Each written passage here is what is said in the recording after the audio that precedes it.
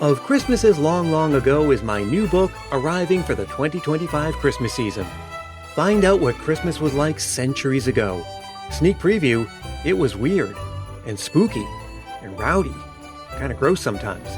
Find it wherever books are sold in hardcover from Lions Press and audiobook from Recorded Books. It's Christmas as you've never seen it before, and it makes a great gift.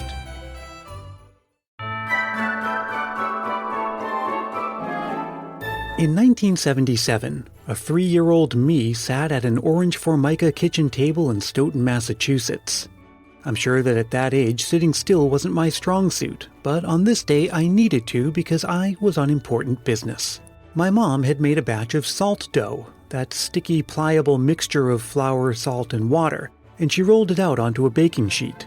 She traced around my tiny outstretched hand with a plastic knife and peeled away the excess dough, leaving a cutout cookie the size and shape of my hand. Salt dough will rise and bubble in the oven if you're not careful, so she poked it with fork tines several times along the top side and put it in the oven to bake and harden, but not before using a drinking straw to put a circular hole near the top. When it was baked and cooled, she brushed the whole thing in varnish and painted Brian 1977 in red letters on one side, the smooth side not pockmarked with the fork tine piercings. And then she strung red yarn through that hole she made with the straw and hung it on the Christmas tree not far from the matching ornament belonging to my older brother. I still have that ornament to this very day, and I consider it among my prized possessions and certainly among my oldest. That's the power of a handmade item. Something so simple can carry meaning and value far, far greater than the sum of its parts. And in this case, those parts were basic supplies already lying around the house. The value is in the memory, the application of skill and time and love and thought, and the close connection to all of that for the recipient. Sure, it's also nice to receive the latest sensational thing bought off a store shelf and shipped from some faraway factory. And sure, some of those things can go on to become sentimental or nostalgic treasures. But a handcrafted item offers something that a store-bought item never can. A true piece of the maker and the giver. So why am I telling you any of this? Well, a couple of reasons. This episode is arriving to you on June 25th, better known to people like you and me as Leon Day. It's the halfway point to Christmas. Leon is Noel spelled backward, and I couldn't tell you what backward spelling has to do with the fact that we're at the halfway point, but that's okay. Call it what you will. June 25th, Leon Day, the Christmas equator. Whatever you call it, many crafters also recognize it as the unofficial start of the Christmas crafting season. Around this time last year, major crafting stores had Christmas supplies on their store shelves. We're not seeing quite as much of that, though, this year, and that brings me to my second point. Even with 6 months to go, we're starting to get a pretty good idea of how Christmas of 2020 will look against the backdrop of a pandemic. Many event planners have already weighed their options and either decided to cancel or drastically change their Christmas events. My beloved Great Dickens Christmas Fair here in the Bay Area is a no-go for 2020. Others are going to try to forge ahead with masks and social distancing guidelines. Brick-and-mortar retailers are preparing for a less-than-stellar 2020 Christmas season. And we're all waiting to see what the guidance will be on travel and gatherings and quarantining, as there's a decent chance that the Christmas season will also overlap with a second major wave of contagion. Now, if you're like me, all of this has got you thinking. People are doing a heck of a lot more baking and crafting nowadays. Would a simpler, quieter Christmas, just for 1 year, really be such a bad thing? Could it even be better in some ways? Like, for instance, by taking some of the focus off of spending and removing some of the frantic bustle of shopping and travel. And by reacquainting us, or maybe introducing some of us, to the value and charm of a handcrafted Christmas. Maybe not entirely. You'll still order things from Amazon, I'm sure, but maybe just a bit, and if you're lucky, maybe just enough, for you to create or receive a handmade gift that will go on to become one of your prized possessions, just like my salt dough hand ornament did from 1977. I'm Brian Earl. This is Christmas Past. On the crafty scale, I'd say that I'm a 3 out of 10, maybe a 3.5. I can figure out a sewing machine when I need to. I have passable drawing and baking skills, though I don't work on keeping them sharp. So to really understand crafting as a form of gift giving, I'm going to need to talk with an expert. I'm Jules. I'm a knitter and designer, and I've been knitting since I was a teenager. Jules operates the Juliette design store, which you can find on Etsy. There's a link in the show notes for this episode.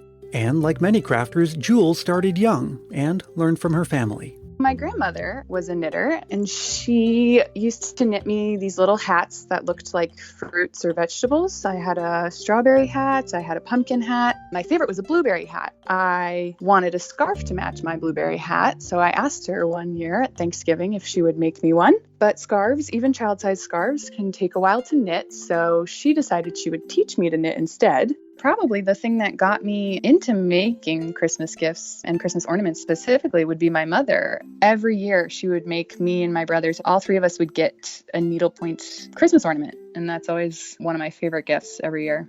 And just like with my hand ornament, Jules agrees that the act of crafting and giving creates lifelong memories in addition to treasured keepsakes. She remembers the first handmade gift she gave to her brother. He was a senior in high school, and his high school colors were like bright orange and black. I was FaceTiming with him recently, and he was actually wearing the hat. He still wears it. Now, because knitting is time-consuming and labor-intensive, Jules, like many other crafters, needs to be selective about who she knits for. In the knitting community, we have this term called knitworthy. It's a person who will truly appreciate all the effort that goes into a handmade item. Making something by hand is less about the actual finished product. For me, because it takes so much time, and I know who I'm knitting it for as I knit it, I spend all that time thinking about this person. And for me, it's kind of a way to reflect on our relationship and just be really grateful for them. So with 6 months till Christmas, that may give some of us procrastinators the idea that there's still plenty of time to do our reflecting and being grateful and all of that. But that's actually one of the reasons Leon Day exists. People should start at Leon Day, because what happens is everyone gets really stressed and then they don't finish their Christmas gifts until mid-January. And so I think maybe this Leon Day thing should be more of an official start date, because it can be quite stressful to be knitting too much at the holidays. Now again, I'm not an avid crafter or maker, and if you're in the same boat, you might be thinking that all of this just isn't for you. But don't be so sure. And don't dismiss the idea of using some of your quarantine time to learn a new skill that could translate into a meaningful gift. You can kind of start off with anything at a beginner level. Embroidery there's so many beginner embroidery kits online now. Like cross stitch is actually very easy because it is just the one stitch. Knitting is also fairly easy to pick up. YouTube is a great resource. You can learn absolutely anything on YouTube. So how about it? Is it something you'll try this year? Maybe make a salt dough ornament, try your luck with knitting, draw a picture, make a handmade card, dust off the old cookbook and brush up on your baking? As always, I'd love to know what you're up to and what your plans for Christmas this year are. Write me anytime at christmaspastpodcast@gmail.com or reach out on Facebook, Twitter, or Instagram. If you're hearing this before the end of June, there's still time to sign up for our second annual Christmas in July cookie swap, and you can find details in the private Facebook group. So now's the perfect time to join if you haven't already. And speaking of Christmas in July, I'll be back again very soon with some more episodes and surprises. Until then, let me remind you as always that Christmas Past is produced in wonderful Willow Glen, California by yours truly, Brian Earl. Thanks so much to Jules from Juliette Designs. Be sure to check out the show notes for a link to that Etsy store, and also for a link to an original knitting pattern that she created for a Christmas pudding tree ornament. And as always, thank you for listening and for being part of the Christmas Past family. Let's grow that family and spread Christmas cheer far and wide. Telling a friend about the show or leaving a review on Apple Podcasts are quick and easy ways to show your support for the show. They don't cost a thing, and they really do make a big difference. If you do leave a review, I'll send you a Christmas Past sticker and a handwritten Christmas card to say thanks. Reach out for details on that. We'll meet again soon. Until then, stay safe and healthy, look out for one another, and may your days be merry and bright.